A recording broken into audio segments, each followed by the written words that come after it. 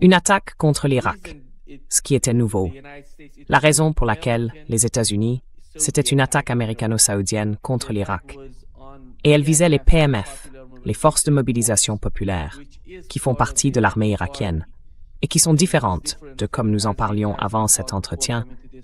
Comme vous l'avez mentionné, elles sont différentes du Hashd al-Sha'bi, le Hashd, comme on l'appelle en Irak. La raison de cette attaque contre l'Irak, c'était les dernières attaques contre des installations pétrolières en Arabie Saoudite. Ils ont dit qu'il y avait eu des attaques de drones, des drones venant d'Irak, qui avaient visé ces installations pétrolières. Si je ne me trompe pas, la dernière visait la raffinerie de Yanbu. Ensuite, ils ont dit que la résistance irakienne, les forces irakiennes, les PMF, avaient fait une déclaration pour dire qu'elles n'avaient rien fait.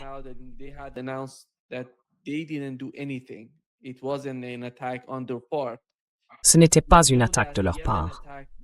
Nous savons que le Yémen a déjà attaqué auparavant, et beaucoup de gens pensaient que c'était le Yémen, et que l'Arabie Saoudite avait d'une manière ou d'une autre confondu les choses ou ne savait pas qu'il avait attaqué. C'est pour cela qu'ils affirment que c'était l'Irak. Et toute cette affaire entre l'Irak et l'Arabie Saoudite est d'une certaine façon confuse, très confuse. Quelle est votre compréhension de cette attaque américano-saoudienne contre l'Irak? Que cherche-t-il à obtenir avec cette attaque? L'autre élément qui s'est produit la nuit dernière, c'était une attaque iranienne contre le Kurdistan irakien, à Erbil. Elle a eu lieu au même moment où ils attaquaient l'Irak. L'Iran attaquait Erbil, ainsi que la Jordanie. C'était une nouvelle attaque, en quelque sorte préventive, de leur part. Allez-y. Quelle est votre compréhension de ce qui se passe en Irak?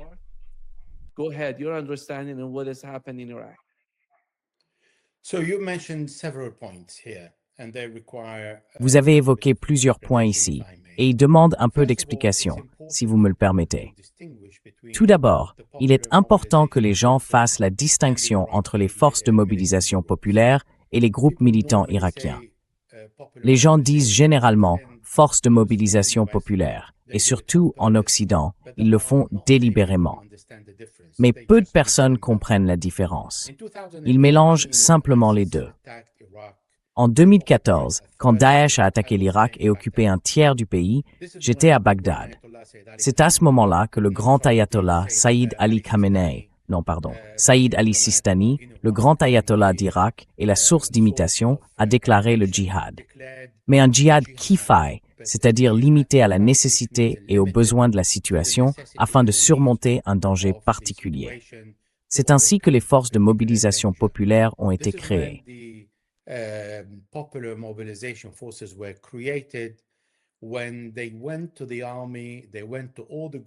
Quand ils sont allés dans l'armée, ils sont allés vers tous les groupes qui avaient résisté aux forces d'occupation américaines, parce que l'armée n'avait pas une formation adéquate.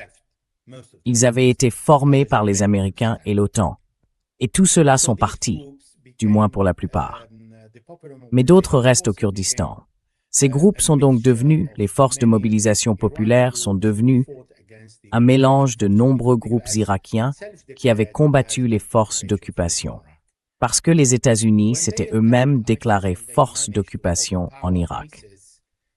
Lorsqu'ils ont attaqué Daesh et qu'ils sont parvenus à le vaincre, le Premier ministre Haïdar al-Abadi a publié un décret disant que toutes les forces qui ne relevaient pas légalement des forces de sécurité irakiennes devaient soit remettre leurs armes et se dissoudre, soit rejoindre une nouvelle force, appelée les forces de mobilisation populaire, sous le commandement direct du Premier ministre.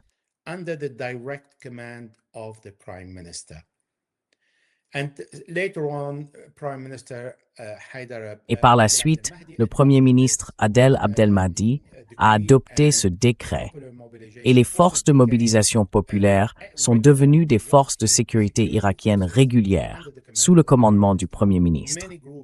Beaucoup de groupes se sont dissous, d'autres non, mais beaucoup de ceux qui se sont dissous ont rejoint les forces de mobilisation populaire.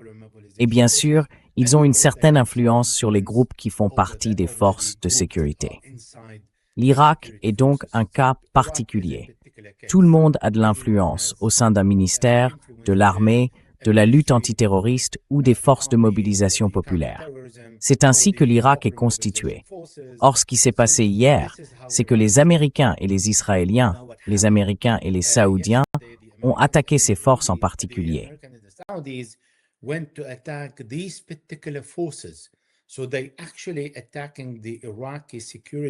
Donc, ils attaquent en fait les forces de sécurité irakiennes placées sous l'autorité du Premier ministre. Et la zone visée est immense. Ce n'est pas une zone secrète. Au contraire, ce sont des casernes et des camps visibles, déclarés, qui n'ont rien de secret. Ils ont couvert toute une partie de l'Irak, du nord au centre jusqu'au sud. On parle donc de Bartella et de Ninive dans le nord. On parle de zones reculées de Kirkouk et des environs d'Erbil. On parle d'Amerli, dans la province de Salah ad-Din, une position très stratégique où Daesh a combattu et tout fait pour contrôler cette zone.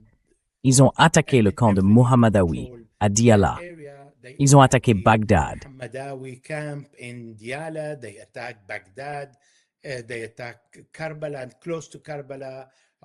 Ils ont attaqué Karbala et près de Karbala Aoun.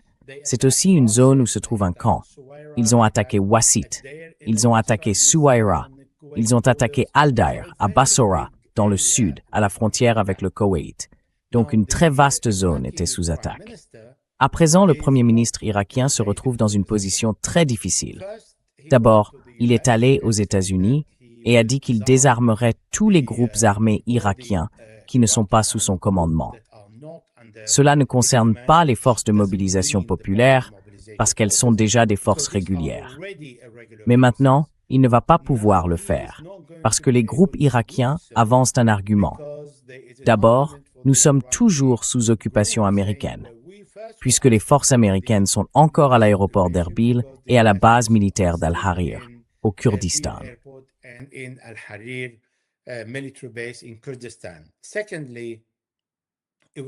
Deuxièmement, l'Irak ne jouit pas de sa souveraineté dans son espace aérien ni sur son territoire.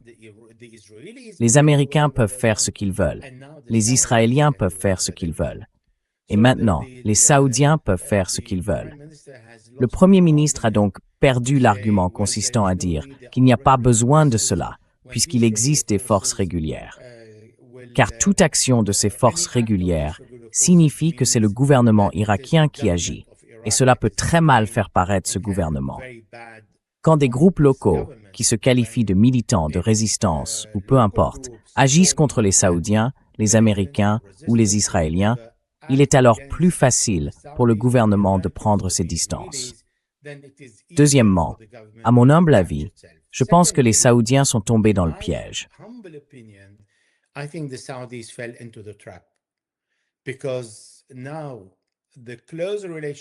Parce que maintenant, la relation étroite avec le Premier ministre irakien, qui a transmis aux Iraniens le message de Donald Trump proposant un cessez-le-feu, n'est plus dans la meilleure situation sur le plan intérieur.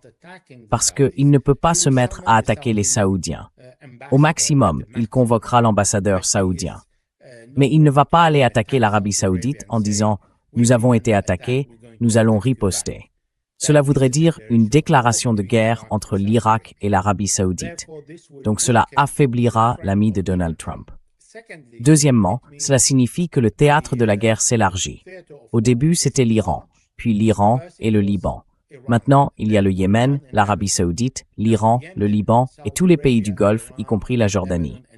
Maintenant, nous avons l'Irak, le Yémen, l'Iran, le Liban, les pays du Golfe et la Jordanie.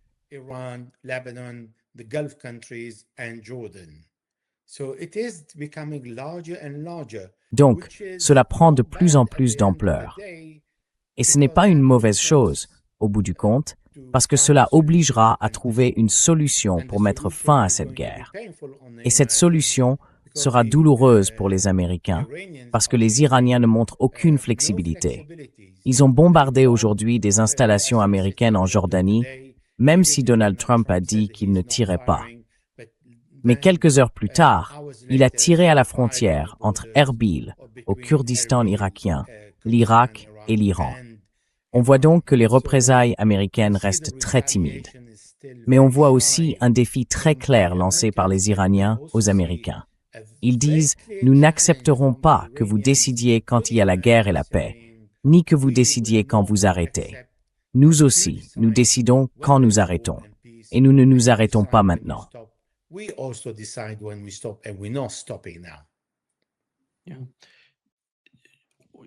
Oui. Pensez-vous qu'après cette attaque, nous allons voir une réponse de l'Irak? Je ne parle pas du gouvernement irakien, mais de la résistance irakienne, qui répondrait à ce qui s'est passé en Irak. Parce que si c'est le cas, cela ouvre un nouveau front pour l'Arabie saoudite. Nous savons que l'Arabie saoudite combattait d'une certaine manière au Yémen, et nous savons à quel point son système de défense aérienne est fragile. Elle ne pourra pas se défendre si ces groupes au Yémen et en Irak décident d'attaquer l'Arabie saoudite. Et comment cela va-t-il changer la situation pour l'Arabie saoudite?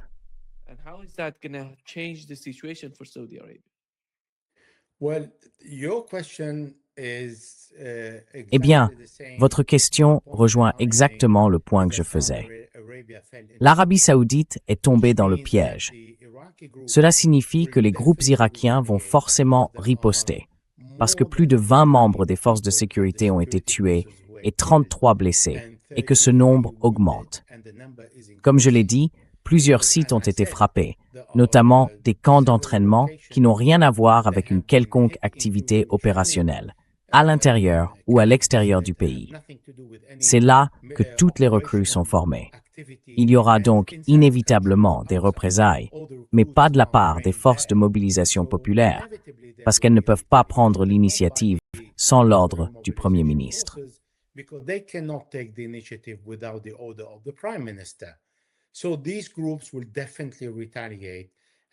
Ces groupes vont donc, c'est certain, riposter. Et c'est là que l'Arabie saoudite a vraiment provoqué l'ours. Elle ne s'en est pas seulement prise au Yémen, mais aussi aux forces de mobilisation populaire. Elles ont un énorme avantage sur l'Arabie saoudite sur un point. Pas en matière d'armement. Non, les Saoudiens sont mieux armés. Ils sont soutenus par les Américains et ils paieront les Américains pour tous les actes qu'ils mènent avec eux. Mais ces gens ont une idéologie et ne croient pas à la défaite. Ils croient au sacrifice. Et menacer de les tuer, pour eux, c'est les conduire vers ce qu'ils considèrent comme un autre monde, meilleur. Inévitablement, ils vont attaquer l'Arabie saoudite.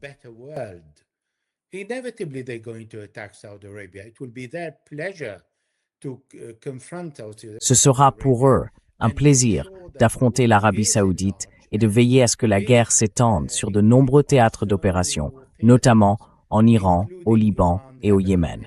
Parce que les Yéménites ont annoncé qu'ils étaient responsables, mais les Saoudiens viennent de rejeter cette affirmation. Donc oui, je pense qu'aujourd'hui, ce soir, l'Arabie saoudite sera attaquée par les groupes irakiens, qui n'hésiteront pas à revendiquer leurs responsabilités. Ces groupes ne se cachent pas. Quand ils font quelque chose contre Israël, les Américains ou les Saoudiens, ils le disent. Et ils sont pleinement conscients des conséquences. Donc, pour répondre à votre question, oui, l'Arabie saoudite sera davantage impliquée. Elle se trouve dans une situation fragile, où il n'y a pas de vente de pétrole via le détroit d'Ormuz sans l'accord de l'Iran.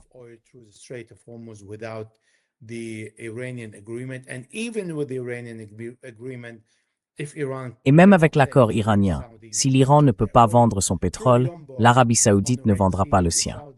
À Yanbu, sur la mer Rouge, les Saoudiens ont déjà été attaqués par les Yéménites. Mais malgré cela, le nombre de barils de pétrole par jour pouvant transiter par le canal de Suez est limité, car le pétrole doit être acheminé vers l'Égypte, puis depuis le point égyptien, situé avant le canal de Suez, vers la Méditerranée. On parle donc d'un maximum de 400 000 à 500 000 barils par jour, ce qui est extrêmement limité par rapport à l'approvisionnement quotidien ou aux exportations de pétrole via Yanbu, qui était auparavant de 3,5 millions à 4 300 000 barils par jour via la mer Rouge et non par le détroit d'Ormuz.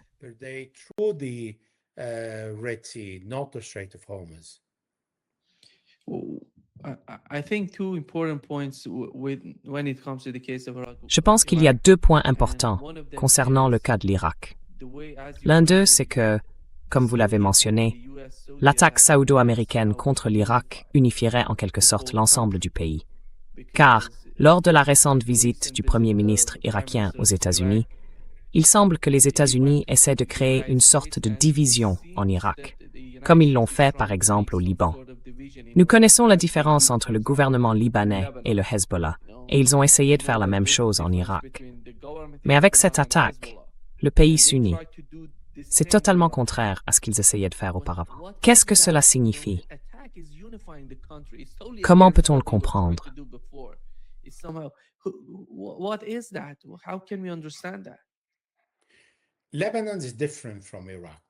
Le Liban est différent de l'Irak. En Irak, la majorité gouvernementale est chiite, et ce sont les chiites qui contrôlent la fonction de Premier ministre. Le président occupe plutôt une fonction prestigieuse, qui revient aux Kurdes. Au Liban, en revanche, le président est un maronite qui représente une minorité. Tous les chrétiens du Liban, les maronites, représentent entre 11 et 13%. Mais les chrétiens représentent entre 28 et 30%. Les chiites représentent entre 30 et 33%, et les sunnites plus ou moins autant. Nous avons donc une situation complètement différente de celle de l'Irak.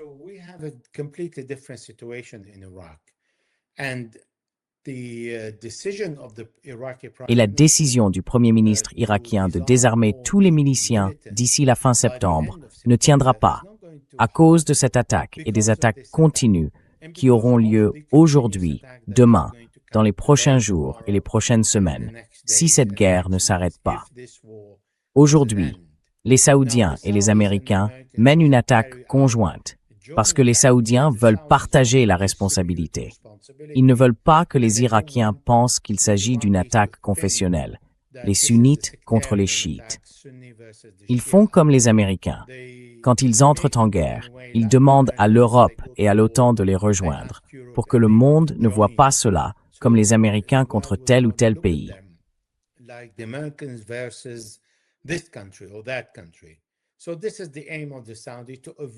C'est donc l'objectif des Saoudiens, éviter d'aborder la question sous l'angle confessionnel avec l'Irak et dire « nous le faisons avec les Américains ». Or, les Américains ne sont ni sunnites ni chiites. Donc nous vous attaquons parce que vous nous avez attaqués. Mais ils frappent la mauvaise cible, comme les Américains le font en Irak depuis des décennies. Ils vont toujours attaquer le Hashd al-Sha'bi parce que les autres groupes sont des groupes de résistance, comme ils se qualifient eux-mêmes. Par conséquent, ils n'ont pas de lieu visible où se trouvent leurs camps d'entraînement et leurs casernes. Ils n'en ont pas. Alors, les Américains s'en prennent aux casernes officielles de l'armée irakienne.